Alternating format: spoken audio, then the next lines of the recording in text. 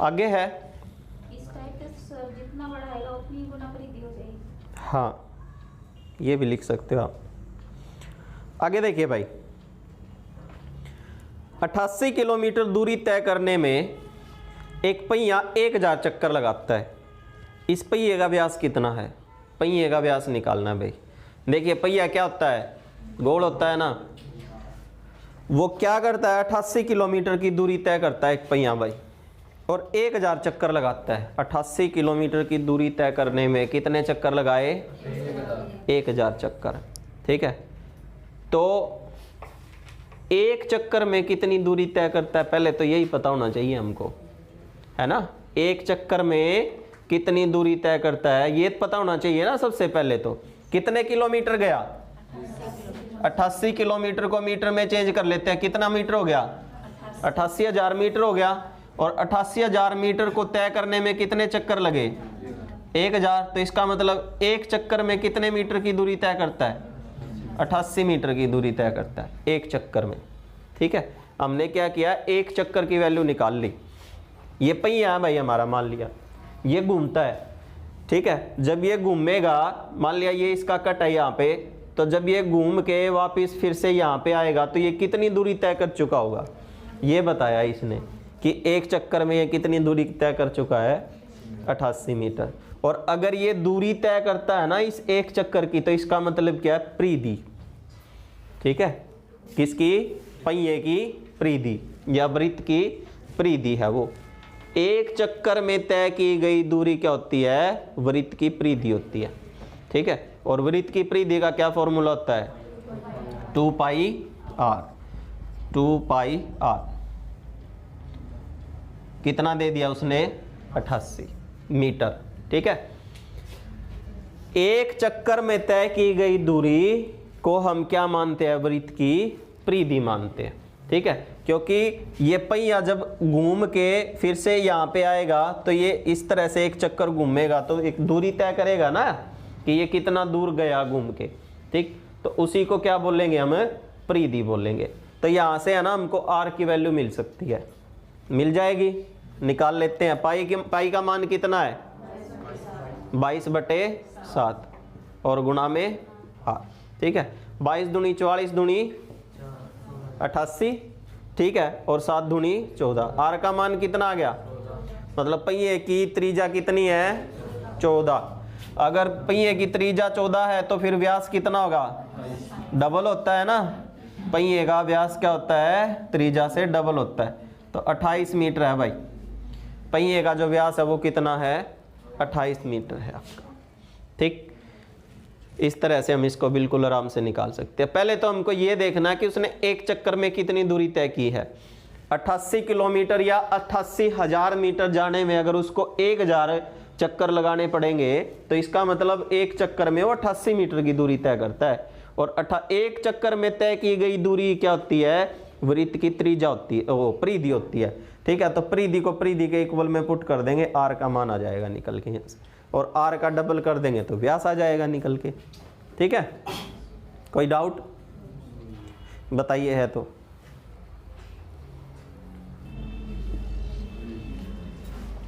आगे देखो, एक वृत्ताकार पहिए की त्रिज्या 1.75 मीटर है। 11 किलोमीटर दूरी तय करने में यह कितने चक्कर लगाएगा? सेम टाइप है। देखिए भाई, अब की बार ये पूछ लिया कि 11 किलोमीटर की दूरी तय करेगा ये, तो टोटल कितने चक्कर लगाएगा। पहले तो हमको ये पता करना पड़ेगा ना कि भाई एक चक्कर में कितनी दूरी तय करता है ये। एक चक्कर में इसने कितनी दूरी तय करी ये तो पता लगाना पड़ेगा ना। और एक चक्कर में तय की गई दूरी क्या होती है? वृत्त की परिधि होती है। तो हम इसका मतलब हमको क्या निकालना पड़ेगा? वृत्त की परिधि निकालनी पड़ेगी। ठीक है, अगर हम वृत्त की परिधि निकाल देंगे ना तो एक चक्कर में जितनी दूरी तय करता है ना पहिया, वो निकल के आ जाएगी आपकी। ठीक है, तो वृत्त की परिधि निकालने का क्या फॉर्मूला था? 2 पाई आर। 2 गुणा में 22/7। आर कितना दिया आपको? 1.75। ठीक है, यहां से अगर इसको नीचे ले आए, पॉइंट उतार दें, नीचे आ जाएगा 100। 25 सत्ता 175, 25 चौका 100, 4 से कट गया, सॉरी 7 से कट गया 7, और 2 दूनी 4, कितना हो गया भाई 11 मीटर हो गया। मतलब एक चक्कर में कितनी दूरी तय करता है, 11 मीटर की दूरी तय करता है। और इसको कितने किलोमीटर की दूरी तय करनी है, 11 किलोमीटर। 11 किलोमीटर का मतलब 11,000 मीटर, किस में चेंज कर लेंगे, किलोमीटर से मीटर में। तो 11,000 मीटर अगर ये जाएगा और एक चक्कर में 11 मीटर की दूरी तय करता है, तो इसका मतलब जो है इसको टोटल कितने चक्कर लगाने पड़ेंगे, 1,000 चक्कर लगाने पड़ेंगे। 1,000 चक्कर में ये 11 किलोमीटर दूर चला जाएगा आपका। ठीक है, समझ आया? कोई डाउट? चलिए आगे। आगे देखो तो 21 सेंटीमीटर त्रिज्या वाले वृत्त में एक चाप केंद्र पर 72 डिग्री का कोण बनाता है। इस चाप की लंबाई कितनी है? चाप की लंबाई निकालनी है भाई। देखिए ये हमारा एक वृत्त है भाई, इस पे चाप लगा दी इस तरह से, ठीक है, इस तरह से चाप लगा दी। और ये त्रिज्या शायद इसने दी हमको, आर कितना है 21 सेंटीमीटर, ये हमको दे दिया इसने कि कितना 21 सेंटीमीटर है। और यहाँ पे कितने डिग्री का, 72 डिग्री का। तो ये चाप की लंबाई निकालनी है हमको, ये जो चाप है ना यहाँ से लेके यहाँ तक, ये लंबाई निकालनी है कि ये कितनी है। और ये लंबाई निकालने का कल हमने फॉर्मूला पढ़ा था, क्या था, pi R 2 pi R theta by 360। ठीक है, चाप की लंबाई, वो वृत्तखंड का क्षेत्रफल था 1/2 गुणा में चाप की लंबाई और गुणा में आर। ठीक है, ये क्या है आपका चाप की लंबाई निकालने का फॉर्मूला है। तो देखिए 2 गुणा में 22/7 गुणा में 21, ठीक है, गुणा में 72/360। यहाँ से इसको सोल्व कर देंगे, जो भी आएगा हमारा आंसर निकल के आ जाएगा। देखिए काटिए, बताइए इसको कितना आया, कितना 26.4 आ जाएगा आपका। ठीक है, 26.4 मीटर इसकी क्या है, चाप की लंबाई है। 26.4 सेंटीमीटर है या मीटर है, सेंटीमीटर है भाई। ठीक है, ये कैलकुलेशन कर सकते हो ना, सीधा फॉर्मूले पे ही पुट करना है। कल मैंने आपको बताया था ना फॉर्मूला चाप की लंबाई निकालने का, बस उसी पे पुट करना है आपको। आपके पास आर दे दिया, चाप की कोण दे दिया, ठीक है, आपको चाप की लंबाई निकालनी है, निकाल दोगे। चले आगे, अगला बताओ। तो देखो अगला क्वेश्चन, 5 सेंटीमीटर त्रिज्या वाले वृत्त में 3.5 सेंटीमीटर लंबी चाप द्वारा बनाया गया एक वृत्तखंड है और उस वृत्तखंड का क्षेत्रफल निकालना कितना है। वृत्तखंड का क्षेत्रफल क्या होगा? देखिए हमको अब की बार जो है, जो त्रिज्या दी है वो दी है 5 सेंटीमीटर और चाप की लंबाई दी है कितनी, 3.5 सेंटीमीटर। ठीक है, ये हमको ये वृत्तखंड जो है इसका क्षेत्रफल निकालना है भाई, क्या होगा। ठीक है, तो वृत्तखंड का क्षेत्रफल निकालने का फॉर्मूला क्या था, अगर आपको चाप की लंबाई दे तो 1/2 गुणा में चाप की लंबाई और गुणा में आर। ठीक है, 1/2 चाप की लंबाई और गुणा में आर, ये फॉर्मूला है वृत्तखंड का क्षेत्रफल निकालने का। यहाँ से अगर इसको सोल्व करें तो देखिए कितना हो जाएगा, ये हो गया कितना 2, और अब इसको काट देंगे 35 को 4 से, 8.75। ठीक है, ये हो जाएगा आपका। ठीक है, वृत्तखंड का क्षेत्रफल 8.75 वर्ग सेंटीमीटर। इजी है।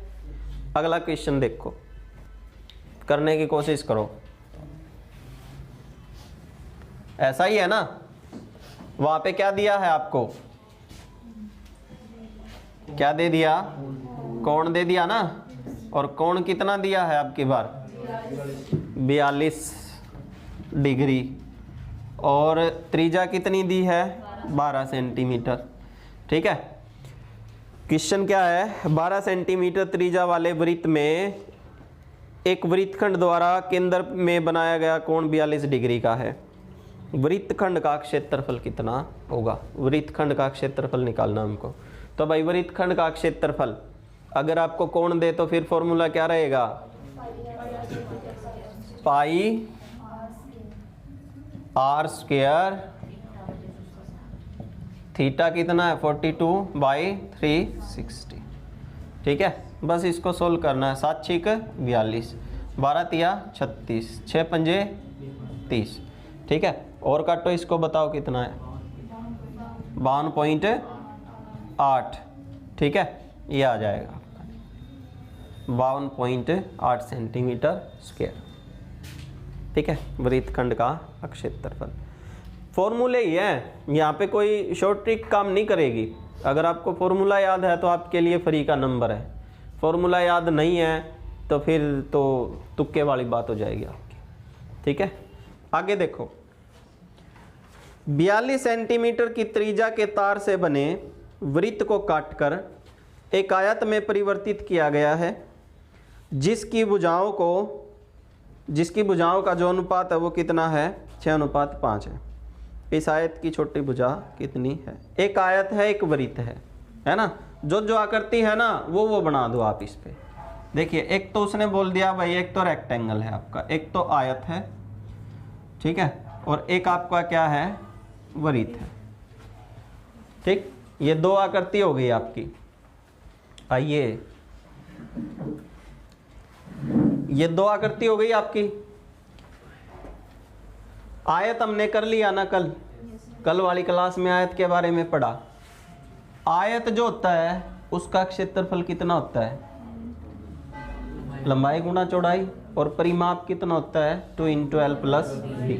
ठीक है, वृत्त हमने अभी पढ़ा था थोड़ी देर पहले, सिर्फ फॉर्मूले पढ़े हैं ना इसके अभी, और हमको पता लग गया कि एक जो वृत्त होता है उसका क्षेत्रफल क्या होता है? पाई r स्क्वायर। वृत्त का आधा क्या होता है? व्यास। व्यास की आधी क्या होती है? त्रिज्या होती है। ये L हो गया, ये क्या हो गया आपका? B हो गया। ठीक है, और इसका परिधि क्या होती है? 2 पाई r। ठीक है, यहाँ पे परिधि का रोल है सबसे ज़्यादा। देखिए, उसने बोला कि भाई एक हमारे पास है ना, एक क्या है? 42 सेंटीमीटर की त्रिज्या का एक वृत्त है भाई। ठीक है, कितनी सेंटीमीटर की त्रिज्या है? 42। तो इसका मतलब ये r कितनी है आपकी? 42 सेंटीमीटर। ठीक है, और इसको है ना खोलना है हमको, तार को खोल के जो वृत्ताकार है उसको आयताकार रूप देना है। अब देखो, मान लिया मैं इसको यहाँ से खोल दूं और इसको बिल्कुल सीधा कर दूं, तो उसी से ही तो ये बनेगा ना।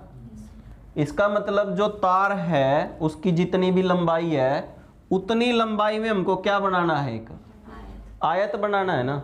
मतलब इस तार की लंबाई जितनी यहाँ पे रहेगी उतनी यहाँ पे भी रहेगी। समझ में आया बात? अगर ये गोल है आपका, वृत्ताकार है, मैंने इसको खोल के पहले तो सीधा कर दिया, तार को कर दिया, और फिर उसको आयताकार बना दिया। ठीक है, तार तो उतना ही लंबा है ना, बस मैंने क्या कर दी? उसकी शेप चेंज कर दी, गोल से क्या बना दिया? आयताकार बना दिया। समझ में आया? तो जितना लंबा ये यहाँ पे है ना उतना ही लंबा ये यहाँ पे भी होगा। नहीं आया समझ में? किसको नहीं आया समझ में? बताओ। नहीं आया ना? देखो, ये तार है आपकी, ये तार है। अब इस मान लिया ये इतनी लंबी है, ये मान लिया ये सर्कल है आपका इतना ऐसे। अब मैं इसको खोल के चाहे कैसे भी बना सकता हूँ। मान लिया मैंने इसको यहाँ से काट दिया, ये इतनी लंबी होगी। ठीक है, अब आप इसको बोलोगे ना वर्ग बना दो, तो मैं इसका जो है शेप से वर्ग बना दूंगा इसकी। ओ, तार तो उतनी लंबी रहेगी ना, ये तार थोड़ी ना चेंज होगी, लंबाई नहीं चेंज होगी ना। और ये लंबाई का मतलब क्या है आपकी? परिधि। ठीक है, इस लंबाई से मतलब क्या है? परिधि। पहले हमको क्या निकालना पड़ेगा? तार की लंबाई निकालनी पड़ेगी, मतलब परिधि निकालनी पड़ेगी। तो परिधि कैसे निकलेगी? हमको पता है वृत्त जो होता है उसकी परिधि कितनी होती है? 2 पाई r। और उतने ही लंबे तार से कोण बनेगा आयत, तो इसकी भी परिधि रहेगी वो, ठीक है। यहाँ पे भी उतना ही लंबा है जितना यहाँ पे है। तो आयत की परिधि क्या होती है भाई, 2 इंटू एल प्लस बी, और इसकी परिधि क्या होती है 2 पाई आर, ये होती है ना। तो दोनों की परिधियाँ क्या हो जाएगी, इक्वल हो जाएंगी, ठीक। अब आपके पास जो जो चीज़ें दे रखी है ना, आप वो पुट कर दो, ठीक है। हमने क्या किया, हमने इस तार को खोल लिया, ये जितना यहाँ पे लंबा है ना उतना ही लंबा यहाँ पे है, मतलब जितनी परिधि इसकी यहाँ पे है ना उतना ही परिमाप इसका यहाँ पे होगा। तो इसका परिमाप और इसकी परिधि दोनों क्या है, बराबर है। तार की लंबाई यहाँ पे भी उतनी है जितनी यहाँ पे है, ठीक है। तो देखिए यहाँ पे आपको पाई की वैल्यू पता है कितनी है, 22/7, और आर हमको कितना दिया है 42, ठीक है। और ऐसे ही यहाँ पे आपको लंबाई और चौड़ाई पता है, अनुपात कितना है भाई 6:5 है ना। तो हम इसको 6x मान लेते हैं, इसको कितना मान लेते हैं 5x। तो ये 6x है आपका, ये कितना है 5x है। इक्वल पुट कर देंगे, 2 से कट गया 2, 7 छिक्का 42, ठीक है। ये कितना हो गया 11x बराबर है 22 गुणा में 6, 11 दूनी 22, और x का मान कितना आ गया 12, ठीक है। x की वैल्यू कितनी आ गई 12, इसका मतलब 12 छिक 72 सेंटीमीटर है ये तो, और ये 12 पंजे 60 सेंटीमीटर। ये आ गई इन दोनों की लंबाई और चौड़ाई निकल के, ठीक है। अब यहाँ से आप कुछ भी निकाल सकते हो। अगर क्षेत्रफल पूछ ले तो क्षेत्रफल निकाल दो, लंबाई पूछ ली तो 72 सेंटीमीटर है, चौड़ाई पूछ ली तो 60 सेंटीमीटर है, ठीक है। समझ में आया। हमने क्या किया है, हमने बस इसकी क्या निकाली है, परिधि या परिमाप कुछ भी आप लगा सकते हो। दोनों के ये क्या है, इक्वल है आपके, ठीक है। दोनों को इक्वल कर दिया। देखो यहाँ पे ये कितना लंबा होगा भाई 7 छिक 42, ठीक है। 44 को 6 से मल्टीप्लाई करेंगे ना, 6 चौके 24, 24 और 2 26, 264 सेंटीमीटर लंबा है तार। तो वो 264 यहाँ पे भी रहेगा उतना ही लंबा आपका, ठीक है। उसकी लंबाई न तो कम होगी ना ज़्यादा होगी, बस उसकी क्या हुई है, शेप चेंज हुई है, ठीक है। तो यहाँ से इसको सोल्व करने के बाद ये आ जाएगा आपका x की वैल्यू, और यहाँ से हम कुछ भी निकाल सकते हैं, ठीक है। बताइए कोई डाउट है तो। क्लियर। आगे देखो, एक आयत की लंबाई 8 मीटर तथा चौड़ाई जो है 7 मीटर है। इसके अंतर्गत खींचे जाने वाले बड़े से बड़े वृत्त का क्षेत्रफल कितना होगा। बड़े से बड़े वृत्त का क्षेत्रफल निकालना है भाई हमको। देखिए एक आयत है भाई, आयत जिसकी आमने सामने की भुजाएं क्या होती हैं, समान होती हैं। यह हमारा क्या है, एक आयत है, ठीक है। कोई नहीं, उसको बात आगे कर लेंगे। देखिए इसमें उसने बोला है कि एक बड़े से बड़ा क्या खींचना, हमको वृत्त खींचना है। वृत्त खींच देते हैं यहाँ से। देखिए अगर आपका एक आयत है ना, आयत है, तो जो वृत्त होगा ना, वृत्त वो क्या करेगा, सिर्फ जो लंबाई होगी ना उसको टच करेगा, ठीक है। हम क्या नहीं कर सकते, इसको ऐसे नहीं कर सकते। अगर हमने इसको ऐसे कर दिया ना, देखो ऐसे कर दिया, तो ये आपका क्या नहीं रहेगा, वृत्त नहीं रहेगा। फिर अगर यहाँ से चारों पे मैच करवा दिया तो, चारों पे मिला दिया तो, ठीक है। अगर आयताकार में फिट करना है ना इसको, तो ये सिर्फ लंबाई को टच करता है, चौड़ाई को टच नहीं करेगा आपका। समझ में आया। अगर एक आयताकार आकृति में एक वृत्ताकार आकृति को फिट करना है तो वो सिर्फ लंबाई को ही टच करेगा, ठीक है, चौड़ाई को टच नहीं करेगा। क्योंकि चौड़ाई को टच कर दिया तो ये क्या नहीं बनेगा, आपका वृत्त नहीं बनेगा, सर्कल नहीं बनेगा। तो ये क्या हो जाएगा आपका गलत। अब देखिए मुझे पता है कि ये आपका एक वृत्त है, ठीक है, और वृत्त का आधा क्या होता है, व्यास, व्यास होता है ना। हमने कर दिया आधा, और उसकी आधी क्या होती है, त्रिज्या होती है, आर होती है। और देखिए यहाँ से लेके यहाँ तक ये क्या है, वृत्त का व्यास है, और ये किसके इक्वल हो गया, यहाँ से लेके यहाँ तक आयत की चौड़ाई के इक्वल हो गया ना। और आयत की चौड़ाई उसने कितनी बताई है हमको, 7 सेंटीमीटर बताई है ना। लंबाई कितनी बताई है, 8 सेंटीमीटर। लंबाई का यहाँ पे कोई रोल नहीं है, ठीक है। मुझे पता है कि जितनी चौड़ाई आयत की है ना उतना ही व्यास किसका है, सर्कल का है, वृत्त का है। ठीक है, अगर ये 7 सेंटीमीटर है तो फिर त्रिज्या कितनी रहेगी, 3.5 सेंटीमीटर। आपको एक क्या मिल गई, इसकी त्रिज्या मिल गई। अगर आपके पास त्रिज्या कितनी है, 3.5 सेंटीमीटर है, तो फिर आप क्या निकाल सकते हो, इसका क्षेत्रफल भी निकाल सकते हो, परिमाप भी निकाल सकते हो, कुछ भी निकाल सकते हो जो आपसे पूछेगा। तो यहाँ पे अगर मैं इसको निकालने लग जाऊँ तो क्या आ जाएगा भाई, क्या निकालना है, क्षेत्रफल निकालना है, क्षेत्रफल निकालना है ना। तो पाई आर स्क्वायर 3.5 गुणा में 3.5, इसको सोल्व कर देंगे ना यहाँ से, तो आपका आंसर निकल के आ जाएगा। कितना आया,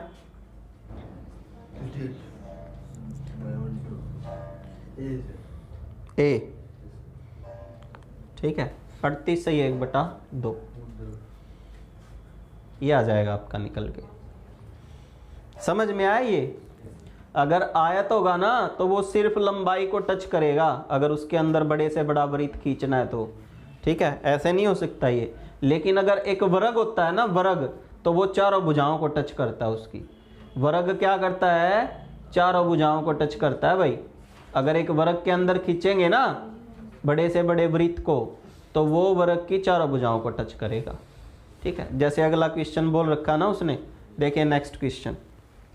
उसने बोला एक वर्ग की प्रत्येक भुजा 14 सेंटीमीटर लंबी है, इसके अंतर्गत खींचे जाने वाले बड़े से बड़े वृत्त का क्षेत्रफल क्या होगा। अब की बार क्या दे दिया हमको, सर्कल दे दिया ना, एक सर्कल दे दिया और एक क्या दे दिया, स्क्वायर दे दिया ना। वर्ग क्या होता है, जिसकी चारों भुजाएं समान होती हैं। मान लिया ये आपका क्या है, एक वर्ग है। ठीक है, और अब इसके अंदर खींचना है भाई हमको, तो इसके अंदर जो भी सर्कल खींचता है ना वो इसको क्या करता है, हमेशा टच करता है भाई। ठीक है, इस तरह से क्या करेगा, चारों भुजाओं को टच करेगा। ठीक है, अब टच करेगा तो हमको पता है कि वृत्त का आधा क्या होता है, व्यास होता है ना, और व्यास की आधी क्या होती है, त्रिज्या। और मुझे पता है कि ये जो इसका व्यास है ना, ये वर्ग की भुजा के समान है। और वर्ग की भुजा कितने सेंटीमीटर है, 14 सेंटीमीटर है। अगर ये 14 सेंटीमीटर है तो ये यहाँ से लेके यहाँ तक कितना होगा, फिर 14 होगा। अगर ये व्यास 14 है तो फिर आर कितनी बचेगी आपकी, 7 सेंटीमीटर। और 7 सेंटीमीटर अगर आपकी आर है तो क्षेत्रफल क्या हो जाएगा, पाई आर स्क्वायर 22/7 गुणा में भुजा गुणा में भुजा, 22 × 114। ये आपका क्या निकल के आ जाएगा, क्षेत्रफल निकल के आ जाएगा। एक वृत्त के, एक वर्ग के अंतर्गत खींचे गए बड़े से बड़े वृत्त का क्षेत्रफल। ठीक है, तो वर्ग के अंदर आएगा तो ये चारों भुजाओं को टच करेगा। लेकिन अगर वृत्त के अंदर, उसके आयत के अंदर आएगा कोई भी बड़े से बड़ा वृत्त, तो वो सिर्फ लंबाई को टच करेगा, चौड़ाई को टच नहीं करेगा आपका। ठीक है, तो जो आयत की चौड़ाई होगी ना वही वृत्त का व्यास होगा, और यहाँ पे जो वर्ग की भुजा होगी वही वृत्त का व्यास होगा। ठीक है, समझ में आया, कोई डाउट यहाँ तक? आज के लिए बहुत है।